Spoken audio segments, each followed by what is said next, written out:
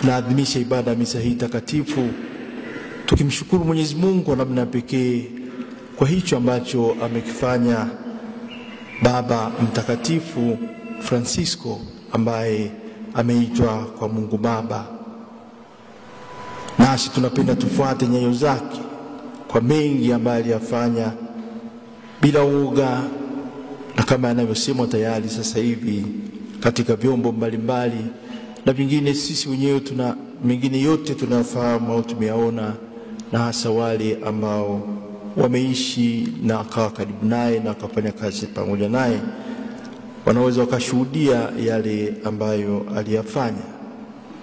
Tunaalikwa kama kawaida na mama kanisa, inapotokea kukawepo na hilo ambalo tuko tunalishuhudia sasa, kwamba kanisa halina kiongozi wake, ili tusali kwanza tukimwombea huyo kiongozi mwenyewe. Nasi tumealikwa tayari, na nitapenda tuendelee kufanya hivyo hata katika jumuiya zetu, kusali kwa nia ya Baba Mtakatifu huyo, na ili Mwenyezi Mungu aweze kumpokea kwake huko katika uzima wa milele.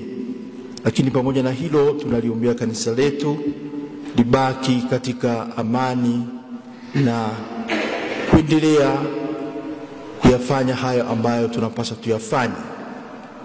Lakini kwa muda huu, kwa namna pekee, tuwaombee hawa ambao sasa wanakwenda, makardinali wote wa ulimwengu kadiri ya taratibu zilivyopangwa, ambaye hata kuwa na kizuizi chochote na ambaye anapaswa kuwepo pale Roma, itabidi afike kuanzia leo. Wanapaswa wawepo hapo kwa ajili ya kuanza hivyo vikao mbalimbali, kwanza kwa ajili ya maandalizi ya mazishi ya Baba Mtakatifu Francisco, alafu baadaye kwa ajili ya kujiandaa kwenye uchaguzi wa papa mpya. Kumbe tunamwombea huyu, lakini tunaliombea kanisa, tunaombea hao watenda kazi, tunaombea hao wote wanaosafiri, tunaombea hao wote ambao watashiriki kwa namna moja au nyingine katika kazi hizo zinakuja huko mbele.